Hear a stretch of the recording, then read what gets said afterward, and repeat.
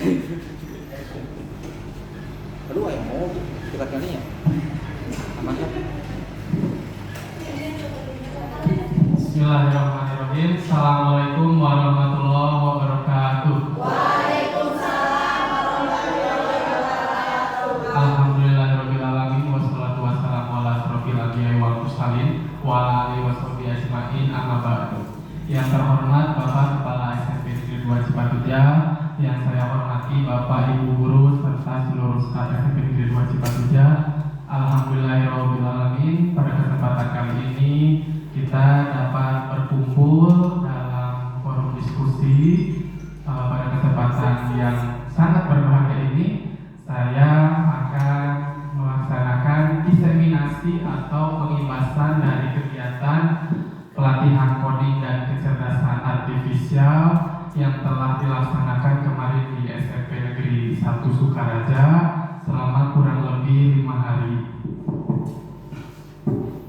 Mudah-mudahan acara ini dari awal sampai akhir berjalan dengan lancar. Mari kita buka dengan ucapan basmalah bersama-sama. Bismillahirrahmanirrahim.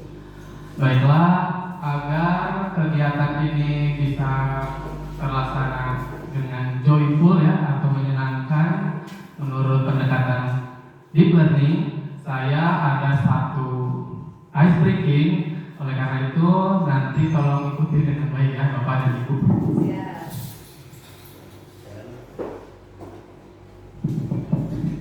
Ice breaking ini ada kaitannya dengan makanan khas daerah Sunda. Barangkali Bapak Ibu ada yang tahu ya. Baket serot. Ada yang tahu baket serot itu apa? Salah satu makanan khas Sunda ya Bapak. Nah, itu asalnya dari singkong ya, singkong yang diolah sedemikian rupa dan diolah jadi menjadi makanan khas satu daerah. Gitu. Judulnya baket serot. Nanti kalau saya bilang baket serot, siap, sikap baket serot. Gitu. Yang pertama liriknya seperti ini. Sampe asalna diparut di kalapaan, terus digulaan, dibungkus ku daun cau. Naon ngarana baket cerot bidang bindeng.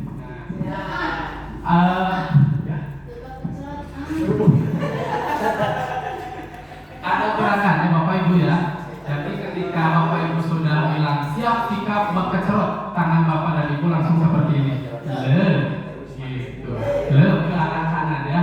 Lalu ketika saya bilang mulai, gerakannya seperti ini. Sampe asalnya diparu di kalapaan. Terus sampai akhir, ketika baket cerot langsung pindah ke sini tangannya dan ke bawah. Baket cerot bidang bindeng. Siap ya, bisa ya? Oke, semuanya silahkan berdiri.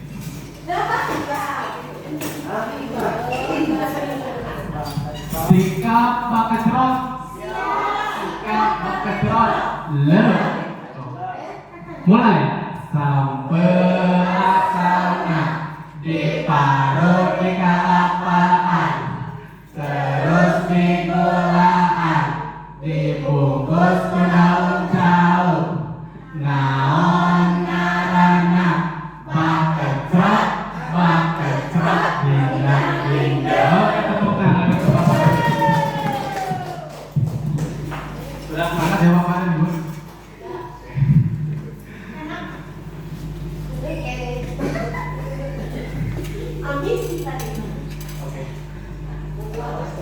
Pada kesempatan kali ini saya akan melaksanakan diseminasi terkait pelatihan yang sudah saya laksanakan, yaitu pengibasan pembelajaran coding dan KA fase D. KA itu mungkin Bapak dan Ibu sering mendengarnya dengan istilah AI. AI itu kan singkatan dari Artificial Intelligence. Kalau dalam bahasa Indonesia adalah kecerdasan buatan. Gitu.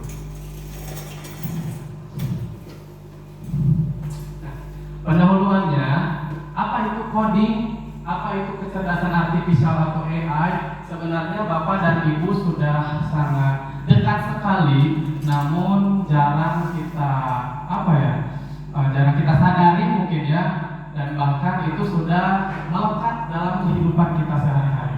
Coding itu merupakan bahasa pemrograman. Dengan kata lain, coding itu cara kita berkomunikasi kepada komputer apa yang kita inginkan. Nah, kita berkomunikasi dengan si komputer tersebut. Apa sih yang ingin kita buat?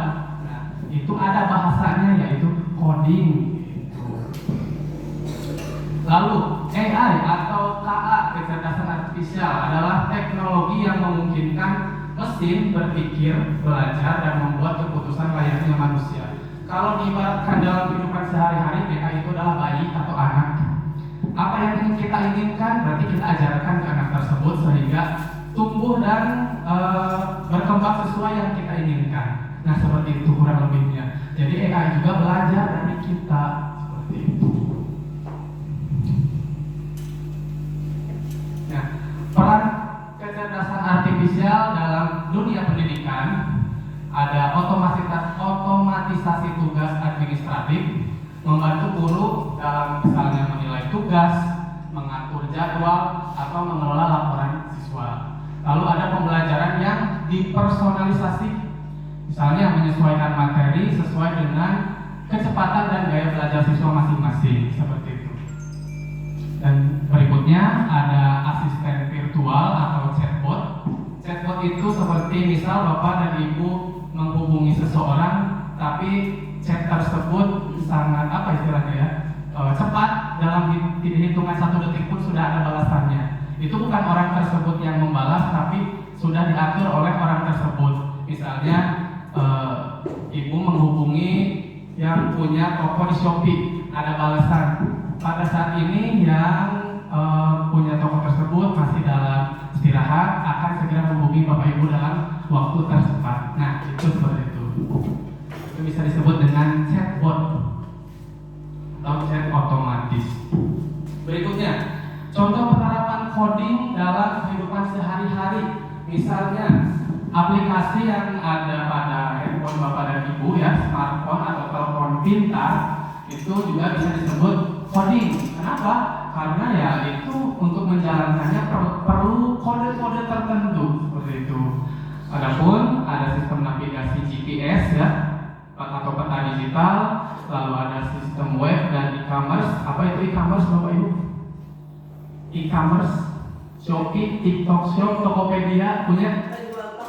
Nah ya, toko online atau disebut e-commerce. Lalu ada video game. Nah, Bapak dan Ibu yang suka mengisi waktu luangnya dengan bermain permainan seperti Mobile Legends ya dan sebagainya, itu disebut video game. Lalu ada perangkat di rumah, misalnya televisi, kulkas dan yang lainnya, itu disebut perangkat pintar. Gitu. Dan yang terakhir ada otomatisasi perbankan.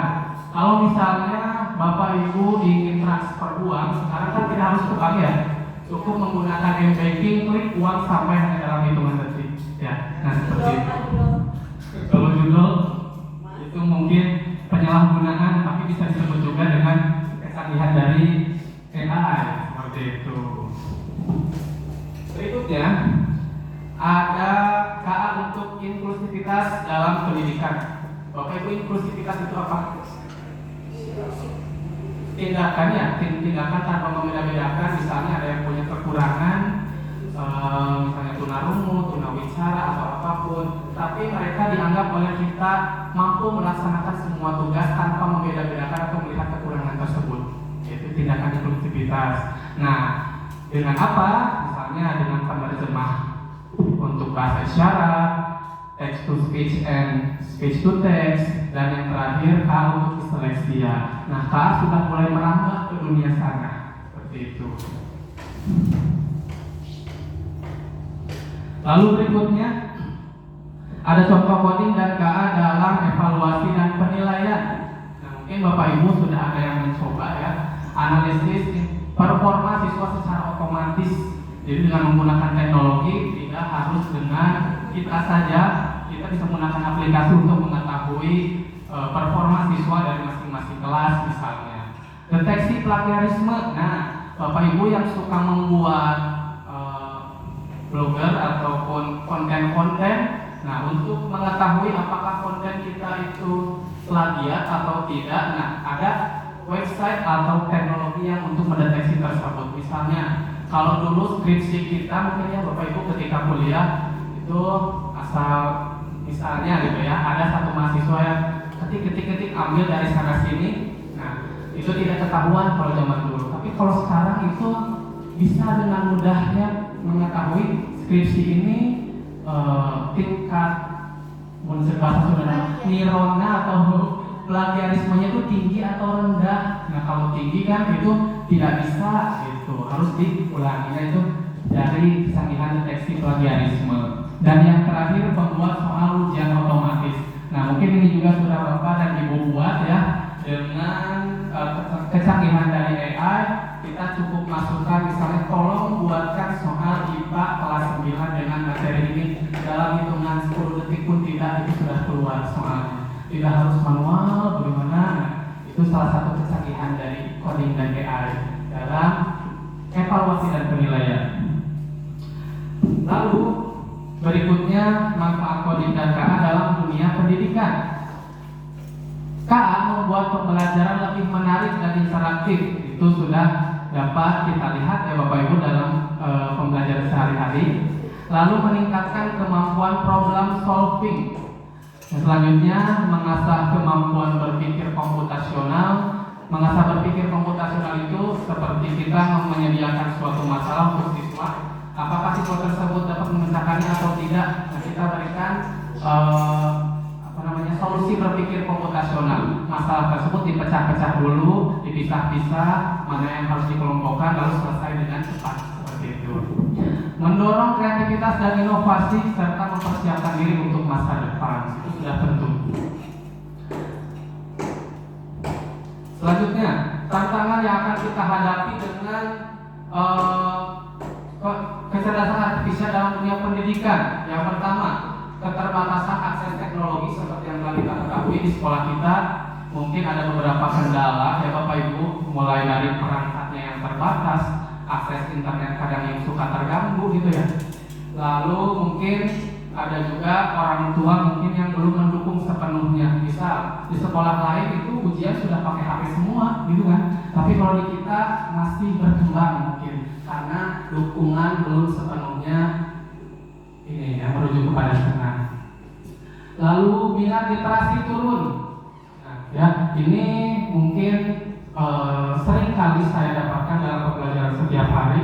Ketika saya memberikan tugas, mereka langsung mencari kemana? Ke Meta, ke AI, ke Gemini, ChatGPT, tanpa mereka mengetahui masalah ini sebenarnya bahkan sederhana untuk mereka pecahkan.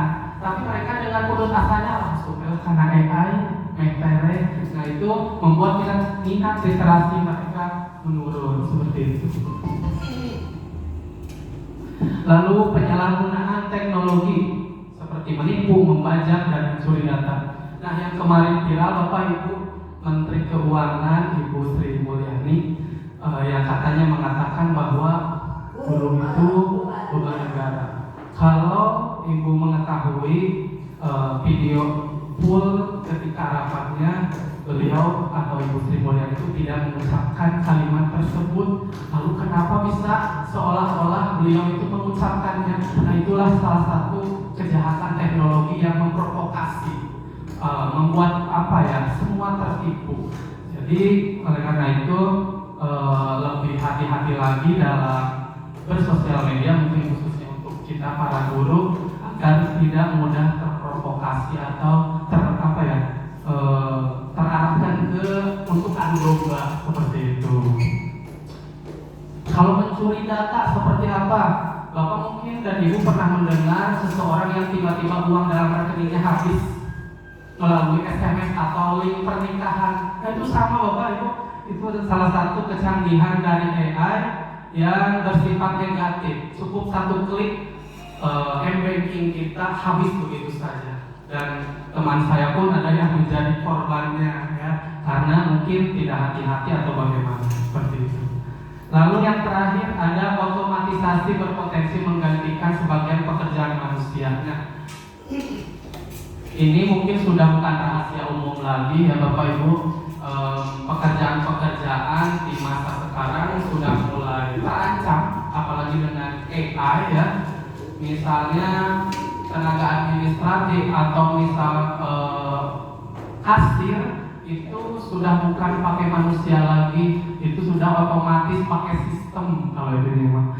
Nah, tapi bukan berarti kita harus berkecil hati, justru kita harus jadi pengembang atas kecanggihan tersebut. Bukan mendukung ya, apa istilahnya, ikut melihat kemajuan tersebut. Jadi dengan adanya dunia yang semakin apa istilahnya, canggih gitu ya, nah kita patut untuk mendukung dan mengapresiasinya, bukan ke arah yang bagaimana seperti itu. Kita mungkin sudah mulai memasuki bagian terakhir dari materi ini, kesimpulan. KA memiliki potensi besar dalam dunia pendidikan dengan meningkatkan efisiensi, personalisasi, dan aksesibilitas pembelajaran. Meskipun ada tantangan seperti privasi data dan ketergantungan teknologi, AI atau KA dapat menjadi alat bantu yang memperkuat peran pendidik, bukan menggantikan. Dengan pemanfaatan yang bijak, AI dapat membawa perubahan positif bagi masa depan pendidikan. Khususnya kita sebagai guru yang menjadi garda terdepan dari generasi penerus bangsa kita ini. Mungkin materi yang dapat saya sampaikan cukup sekian.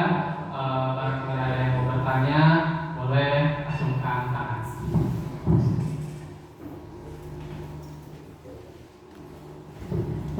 Boleh?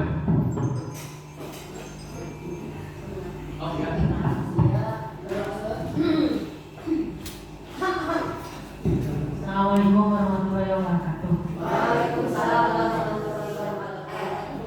Saya mau bertanya,